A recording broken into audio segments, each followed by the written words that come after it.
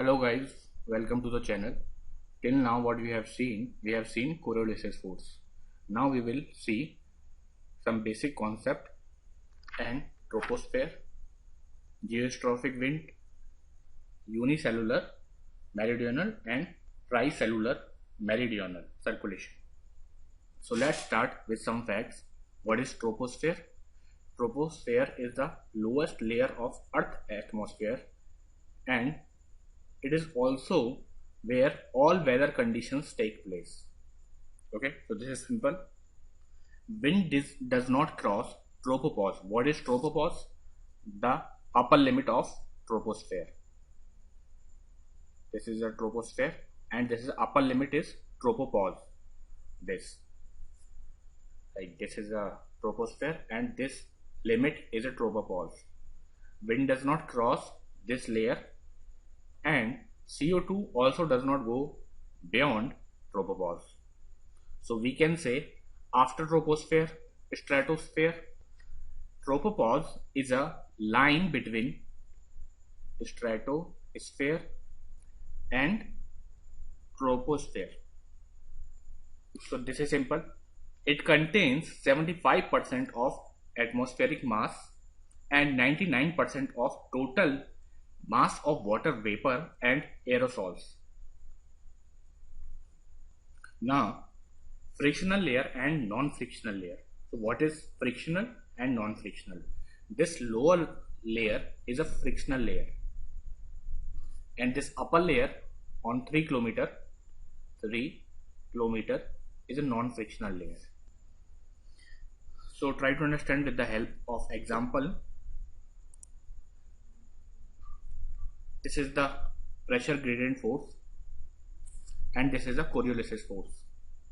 Wind air direction will be this due to Coriolis force. This. Till now what we have seen Coriolis force in the previous lecture. But due to friction, this wind air will be deviated, or you can say deflect, into the resultant. This is the resultant wind air after friction.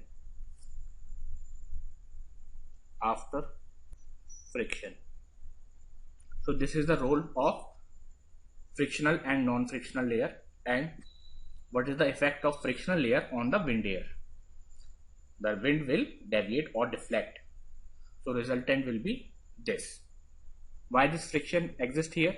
Because surface object creates frictional resistance to the wind flow and slows the wind flow. Slow wind flow diminishes the Coriolis force and enhancing the effect of pressure gradient force. ये pressure gradient force क्या है? Isobars वगैरह हमने सब पहले आपको basic में आपने पढ़ा होगा.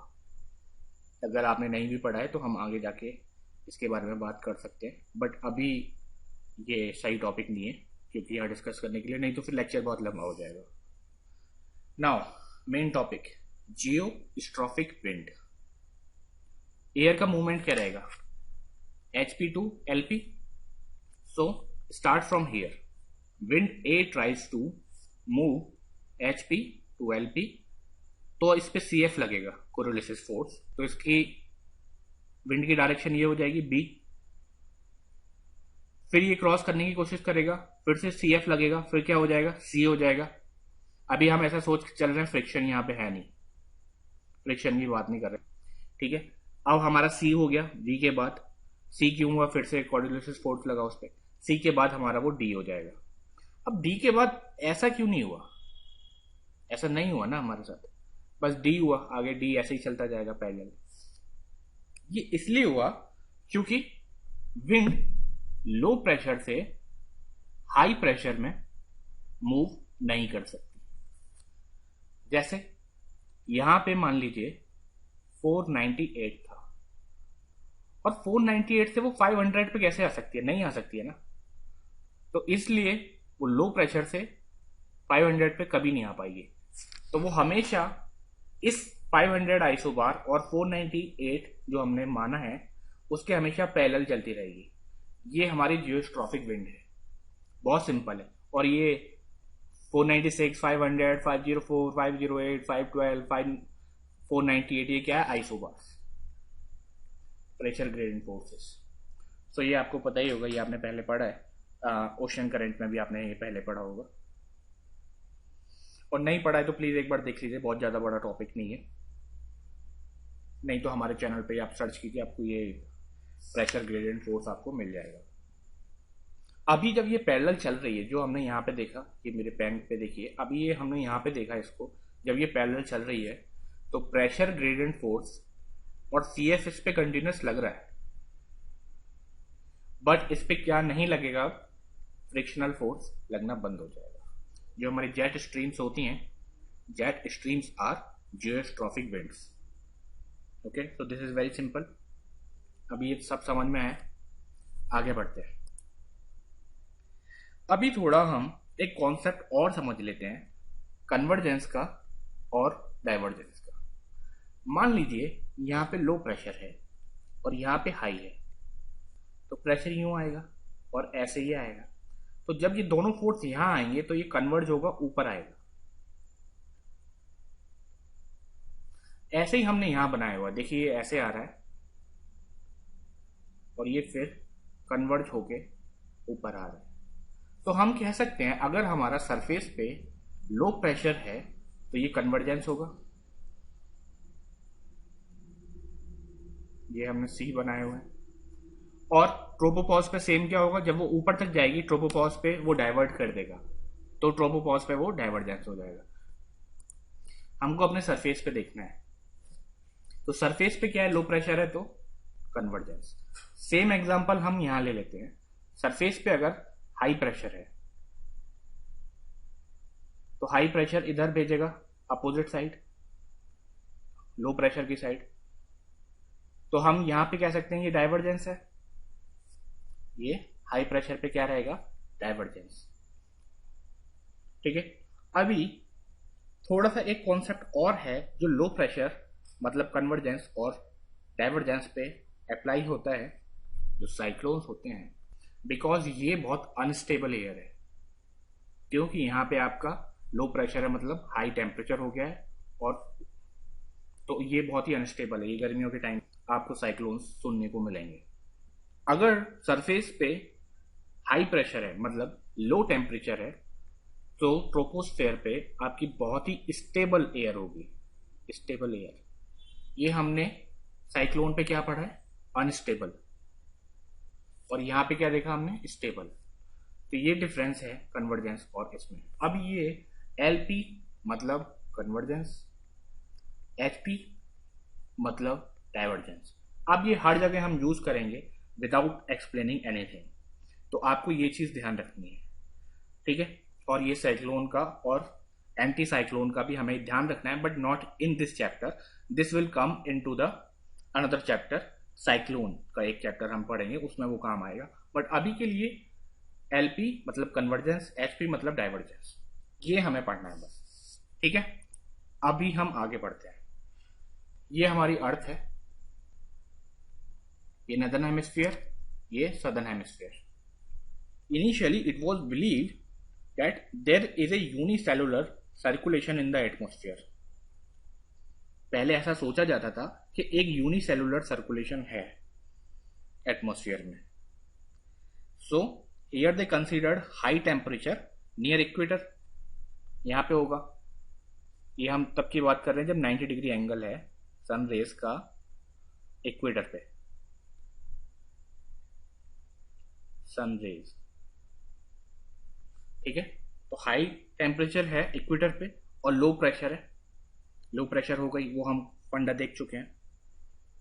And low temperature near poles, because with increasing latitude temperature decrease, as there is a high temperature near equator we observe low pressure and near poles we observe high pressure. ये देखिए, यहाँ पे low temperature है तो high pressure होगा, और यहाँ पे हाई टेम्परेचर है तो लो प्रेशर होगा। तो अभी विंड की डायरेक्शन क्या रहेगी, HP to LP, HP to LP। So due to this surface wind from high pressure to low pressure, or you can say from poles to equator or near equator, they raise after reaching tropopause। यहाँ पे ये tropopause है, यहाँ तक पहुँचते हैं, फिर ये वापस आफ्टर रीचिंग ट्रोपोपॉज यहाँ तक पहुँचते हैं, they diverge and reach pole where they usually descend. फिर से यहाँ आके डिसेंड कर जाते हैं, यहाँ पे आके पहले यहाँ पे आके कन्वर्ज हुआ। यहाँ पे कैसे हुआ, इधर से भी आ रही है, इधर से भी आ रही है, ये फिर से उठा यहाँ तक आ गया। ट्रोपोपॉज में हमने क्या देखा था, ये ट्रोपोपॉज है हमारा, ये जहाँ तक मैक्सिमम हमारी विंड जाएगी। तो ट्रोपोपॉज पे क्या होगा, ये फिर इधर चली जाएगी और ये इधर चली जाएगी। तो ट्रोपोपॉज पे हमारा डाइवर्ज हुआ और सरफेस पे हमारा कन्वर्ज हुआ। क्यों हुआ, क्योंकि लो प्रेशर था। अभी आपको सबको समझ में आया वो हमने कॉन्सेप्ट क्यों देखा था। अब फिर से मैं रिवाइज कर रहा हूँ। इक्वेटर पे क्या है, यहाँ देखिए मेरा जहां मैं लिख रहा हूँ, इक्वेटर पे लो प्रेशर है, तो ये साउथ से भी आ रही है, ये नॉर्थ से भी आ रही है विंड, ये साउथ से भी आ रही है। तो यहाँ पे क्या होगा, कन्वर्ज। ये क्या है हमारा सरफेस, और ट्रोपोपॉज तक उसकी मैक्सिमम लिमिट है, तो कहाँ तक जाएगा, ट्रोपोपॉज तक। ट्रोपोपॉज पे क्या होगा, ये ट्रोपोपॉज, यहाँ पे क्या होगा, डाइवर्ज होगा, ये डाइवर्ज जो हमने अभी पहले देखा था। ये देखिए, ये हमारा लो प्रेशर पे कन्वर्ज हो रहा है और ट्रोपोपॉज पे डाइवर्ज हो रहा है। यही कॉन्सेप्ट हमने वहां लगाया। So this forms a cell. This circulation in the northern and southern hemisphere is known as Hadley circulation. Hadley, okay, so this is simple, but here is a catch। ये ऐसा पहले लगता था, बट जैसे जैसे जियोग्राफर्स ने और explore किया, उनको पता चला कि 0 पे तो हाई टेम्परेचर है, मतलब लो प्रेशर, बट 30 पे या नॉर्थ या साउथ है जो भी है, वहां पे लो टेम्परेचर है कंपैरेटिवली 0 के। तो हम ये लिख सकते हैं, ठीक है। तो हमारी विंड का पैटर्न क्या रहेगा, 32 0। जब 32 0 रहेगा, वो 30 तक जाएगा, ये 30 है नॉर्थ और ये 30 है साउथ। ये 0 पे आया, ये इधर से गया, ये इधर क्लब हुआ, ये फिर गया, ये ट्रोपोपॉज तक गया, फिर डाइवर्ट हुआ। यहाँ देखिए मैं नीचे बना रहा हूं, फिर डाइवर्ट हुआ और ये डेविएट होता जाएगा। क्यों डेविएट हो रहा है, कोरोलिसिस फोर्स की वजह से, और फिर से ये एक सेल बना देगा 30 के पास, 30 तक ही। तो ये एक सेल बनेगा। ऐसे ही सेम चीज यहां पे भी होगी, ये नीचे डाउन होती जाएगी एयर और ये एक सेल बना देगा। ऐसे ही 30 to 60 भी एक सेल बनेगा भाई, बनेगा कि नहीं बनेगा, क्योंकि अगर हम कंपैरेटिवली देखें तो यहाँ पे हाई टेम्परेचर है और यहाँ पे लो टेम्परेचर है। ये इस पे मत देखिए आप देखिए इनके रिलेटिवली 30 पे 60 के रिलेटिव हाई टेम्परेचर है, तो मतलब लो यहाँ पे, और ये यहाँ पे क्या हुआ, हाई। विंड का डायरेक्शन क्या रहेगा, हाई टू लो, मतलब 60 to 30। ठीक है, ये आसान है। अभी 30 रहा, उधर से भी जो विंड आ रही है 0 से 30 की तरफ, और ये 60 से भी 30 की तरफ जा रही है। फिर से ये सरफेस पे कन्वर्ज होगा, फिर से ऊपर जाएगा, फिर से ये इधर इसने डाइवर्ट होके सेल बना लिया, ये इसने सेल बना लिया, ये दूसरा सेल बन गया, ऐसे ही तीसरा सेल भी बन जाएगा। तो इन सेल्स को अपन क्या कहते हैं, ये आसान है, कुछ इसमें बहुत ज्यादा रॉकेट साइंस है नहीं। ये ट्रोपोपॉज है, तो फर्स्ट को हमने देख लिया, हेडली बोलते हैं, दूसरे को बोलते हैं फेरल, और तीसरे को बोलते हैं polar cell. So this is a tricellular meridional circulation. मैं लिख देता हूं, so this is tricellular meridional circulation. पहले हमने क्या देखा था, यूनिसेलुलर। ये कितना आसान है, कितना टफ है, आप मुझे बताइए। आपको कुछ भी ऐसा है जो समझ में नहीं आ रहा है, कन्वर्जेंस और डाइवर्जेंस का कॉन्सेप्ट बस समझना है, ये आपके लिए बच्चों का खेल है। ठीक है, आसान है, कोई भी रॉकेट साइंस नहीं है इसमें, बहुत ही सिंपल थ्योरी है, सिंपल तरीके से बताया है। और ये सेल्स कैसे होते हैं एक बार गूगल और कीजिए आप, आपको बहुत ही अच्छे से समझ में आ जाएगा। अभी मैं ये रिपीट करने वाला हूं, आप सुनिए ये पूरा प्रोसेस हमने क्या क्या किया इस ट्राइसेलुलर मेरिडियनल सर्कुलेशन में।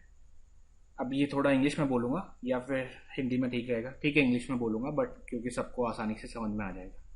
Geographer have observe that there is a different pressure belt on the earth and these belts are not associated with the temperature alone. To understand the dynamic of air, we need to understand the atmospheric circulation. The factors which affect atmospheric circulation is Coriolis force and temperature. Coriolis force उसको descend करता है, एक cell बना देता है, और temperature distribution on different belt आपको responsible है सेल बनाने के लिए। तो दो चीज रेस्पॉन्सिबल है, कोरियोलिस फोर्स और temperature. We observe LP near equator and high pressure belt near poles. LP is a low pressure. Wind flows from high pressure to low pressure and they raise near equator. The raising air hit the tropopause and move towards the pole. Due to Coriolis force, these wind will descend at 30 degree north or south, any जिस hemisphere की आप बात कर रहे हैं। After descending one branch, one will move towards the equator and other will move towards the poles. Equator word branch again raised to form a cell known as Hadley cell. The poleward branch meets the surface wind from pole at 60 degree north and south. As they converge, they raise and hit the tropopause again. As they hit tropopause, they diverge. Diverge, one branch will go to the pole side and one branch will go to the 30 north और south side, जिस hemisphere में आप consider करना चाह रहे हैं। So one branch will move towards the equator and other will move towards the pole. So they descend at 30 and 90 respectively. So they descend at 30 and 90 as well. These form tricellular circulation. So between 0 to 30 is a Hadley cell, 30 to 60 is a Farrell, and 60 to 90 we observe polar cell. हाँ तो guys, अब तक हमने तीनों cells देख लिए, Hadley, Ferrel and polar cell. अभी हमें सब कुछ कॉन्सेप्ट हमने समझ लिया है, अब बस वो इम्प्लीमेंट करना है। आपको कुछ भी नया कॉन्सेप्ट नहीं बचा है अभी, अब बस सारे कॉन्सेप्ट को उठा के यहाँ पे लाना है और फिर आपको सब कुछ समझ में आ जाएगा। ठीक है, जीरो पे क्या है? लो प्रेशर, यहाँ पे हाई प्रेशर और यहाँ पे हाई प्रेशर। तो विंड की डायरेक्शन क्या रहेगी? High to low, high to low. तो इधर से विंड आएगी, कहां जाएगी? नीचे आएगी, इधर जीरो की तरफ। बट हमने एक चीज देखी पहले फर्स्ट लेक्चर में, नदर्न हेमिस्फीयर में जो मूवमेंट रहता है वो सारा राइट वर्ड रहता है एंड सदर्न हेमिस्फीयर में जो रहता है वो सारा लेफ्ट वर्ड रहता है। तो इधर से आप खड़े होके देखिए, इधर से आपका राइट किधर है? इधर से आपका राइट, और ये डिफ्लेक्ट क्यों हुआ ये आपको पता है। ये आपकी सारी विंड्स बन गई। ये इधर से डायरेक्शन क्यों है? क्योंकि HP टू LP है।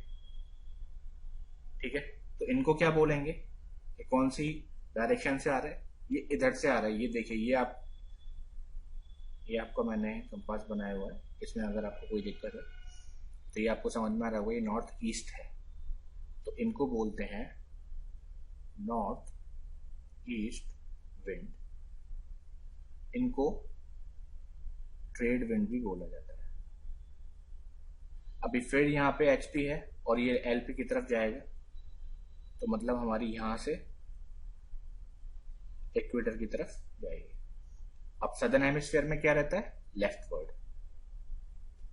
यहां से आपका लेफ्ट क्या होगा? आपका लेफ्ट होगा ये।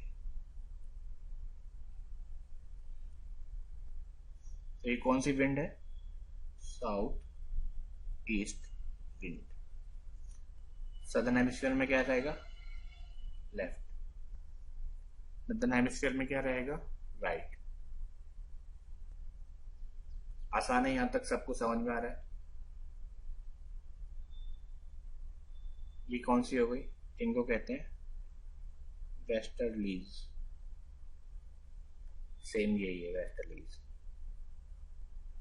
अभी यहां देखिए, ये पैटर्न, लेफ्ट वर्ड में रहेगा, साउथ सदर्न हेमिस्फेयर है तो इसको, ये कौन सी विंड है, ये है ईस्टर लीज। यहाँ पे कौन सा रहेगा, राइट वर्ड। कोई एक सिंगल चीज भी समझ में नहीं आई, आप मुझे कमेंट सेक्शन में बताइए, मैं उनका हर एक कमेंट का रिप्लाई करूंगा, आप मुझे बताइए, ठीक है। तो 19 to 60 क्या है, पोलर। 30 to 60 क्या है, टेम्परेट। और 0 to 30 क्या है, ट्रॉपिकल जोन। ये आपको मैंने बताई दिया, ये साउथ ईस्ट विंड कैसे है, ये नॉर्थ ईस्ट विंड कैसे है, वो आप इससे देख सकते हैं। अभी इसमें क्या बचा, अभी हम देखते हैं इसका ITCZ क्या है, inter tropical convergence zone. Inter tropical convergence zone, ये आपका ITCZ है। यही आपके सारा काम आने वाला है आगे जाके। ये सब कुछ बेसिक कॉन्सेप्ट था, क्लाइमेट चेंज होगा, ITCZ आपका चेंज होगा, तो आपको यही ध्यान रखना है, ये कैसे हो रहा है, ये कैसे काम कर रहा है, ठीक है। तो इस केस में हमारा ITCZ क्या है, इक्वेटर। क्यों है equator, so we can see there is no air और little air zone at 0 degree. ये यहां पे है, ये सेल बनाएगा तो ये वापस आ जाएगा, तो मतलब यहां बहुत ही लेस है, और ये भी सेल बनाएगा, ये वापस चला जाएगा यहाँ पे, तो सबसे कम यहाँ पे एयर है। तो we can say at equator और near equator this less air और no air. This area is known as doldrum. Doldrum कौन है, हैरी पॉटर वाला, यहाँ पे सबकी हवा खिसक जाती है, यहाँ पे हवा रहती नहीं है। डोलड्रम ध्यान आया ना, हैरी पॉटर में मेन कैरेक्टर है। तो ये आपका डोलड्रम हो गया। तो ITCZ इज ऑन 0 डिग्री, क्योंकि यहाँ पे आपकी लेस एयर और कुछ एयर कम है। This area is also known as doldrum. ये डोलड्रम पे भी कोई क्वेश्चन आता है तो आप आसानी से अटेम्प्ट कर सकते हैं। 0 to 30 कौन सा सेल बनेगा, हेडली सेल, फिर से याद कर लेते हैं। और यहां 30 पे एयर क्या करेगी, डिसेंड करेगी, डिसेंड करेगी, तो this area is cloudless area, वहां पे क्लाउड फॉर्म ही नहीं होगा। So we can see hot desert in this region. कौन सा है, 30 डिग्री नॉर्थ में कौन सा है एरिया, बताओ कमेंट सेक्शन में। डेजर्ट कहाँ पे है, मैप देखिए प्लीज, बहुत काम आएगा। और आगे की क्लास में तो आपको बहुत ब्रॉड आइडिया होना चाहिए कि ये बड़ी बड़ी कंट्रीज का तो एटलीस्ट आइडिया होना ही चाहिए आपको। नॉर्थ अमेरिका में अमेरिका कहाँ है, कौन से लैटिट्यूड पे है, इंडिया किस लैटिट्यूड पे है, अफ्रीका में कौन कौन सी लाइन इंटरसेक्ट हो रही है। तो ये सब चीज़ आपको ब्रॉड पर्सपेक्टिव, आपको मैप का बहुत अच्छा खासा आइडिया होना चाहिए। जापान किधर है, जापान से अमेरिका किधर है, तो विंड पैटर्न को समझने के लिए आपको मैप पता होना चाहिए। तो यही है इसमें, और तो सब कुछ हमने देख लिया। अब ये वेस्टर्लीज जो हमने देखी 30 से 60 में, दोनों पे देखिए आप, ये ट्रेड विंड की बात नहीं कर रहे हैं, ट्रेड विंड ये भी है। अगर नदर्न हेमिस्फीयर की बात करें तो यहाँ पे लैंड एरिया ज्यादा है, और यहाँ पे बात करेंगे तो यहाँ ओशियन है। तो ये जो ओशियन है, ये जो वेस्टर्लीज है, ये आपकी ओशियन करंट के लिए रेस्पॉन्सिबल है, ओशियन वेव्स जिस डायरेक्शन में रहेंगे। तो इनके लिए कभी कभी हम ऐसा भी बोलते हैं एट 40 साउथ, कुछ लैंड है हमारी 40 साउथ पे, तो रोरिंग 40s, रोरिंग मतलब दहाड़ना। 50s साउथ पे क्या बोलते हैं, फ्यूरियस 50s। अब 60 पे क्या होगा, आप बताइए मुझे, चलो मैं ही बता देता हूं। श्रीकिंग 16। अब तक हमने सारे कॉन्सेप्ट सीख लिए, अब बस वो हमें इम्प्लीमेंट करना है। ये 2 लेक्चर में हमने सारे कॉन्सेप्ट सीख लिए क्लाइमेटोलॉजी के, मेन जितने भी कॉन्सेप्ट थे। अब आगे के जो भी लेक्चर हैं वो आपके लिए बच्चों का खेल है। तो सेकंड पार्ट में देखते हैं इन सब चीजों को, जो अभी तक हमने कॉन्सेप्ट देखे हैं, इनको वहां पे कैसे इंप्लीमेंट करेंगे। डायनामिक मूवमेंट के केस में हम उसके आगे वाले लेक्चर में पढ़ेंगे। ठीक है, so thank you for being with me, God bless you all, will see you in the next lecture.